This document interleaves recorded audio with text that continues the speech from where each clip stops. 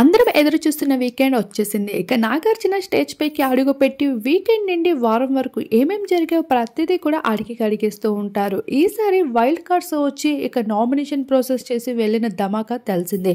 సోనియా వచ్చి నామినేషన్ చేసి వెళ్ళడంపై ఆ ఇష్యూ బయట ఎలా ఉంది అనేది కూడా తేల్చి చెప్పేశారు. ఇక నాగార్జున స్టేజ్ పైకి అడుగుపెట్టి నిఖిల్ నుండి ఆట మొదలు పెట్టేశారు. నిఖిల్ ఏంటయ్యా ఏం ఆలోచిస్తున్నావు? నామినేషన్ అంతా అయిపోయింది ఓకే, కానీ నువ్వు ఎందుకు అంత టెన్షన్గా ఉంటున్నావు? ముందులా అంత యాక్టివ్గా కనిపించట్లేదు అని అడిగితే, లేదు సార్, బయట ఏమనుకుంటున్నారో, నాకు కూడా బయట ఒకరు ఉన్నారు, వాళ్ళు ఏమనుకుంటున్నారో వాళ్ళకి క్లారిఫికేషన్ ఇవ్వాలని కూడా ఉంది, కానీ నాకేమీ అర్థం కావడం లేదు బయట ఏం జరుగుతుందో అంటూ నిఖిల్ అనేసరికి ఇక నాగార్జున బయట కావ్య పెట్టిన పోస్ట్ని చూపించి ఒక్కసారిగా షాక్ ఇచ్చేశారు.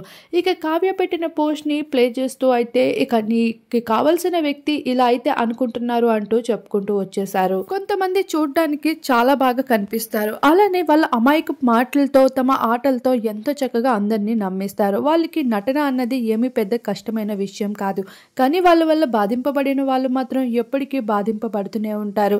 అలానే వాళ్ళ బాధని ఏ ఒక్కరు కూడా అర్థం చేసుకోరు, వాళ్ళ నటననే అర్థం చేసుకుంటారు అంటూ కావ్య పెట్టిన పోస్ట్ని చూపించేసరికి ఒక్కసారిగా నిఖిల్ స్టన్ అవుతాడనే చెప్పాలి.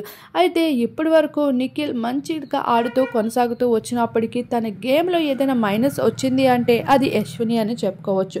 అప్పుడు సోనియా, ఆ తర్వాత యశ్విని. అమ్మాయిల జోలికి వెళ్లకుండా ఉంటే నిఖిల్ ఆట మరోలా ఉండేది.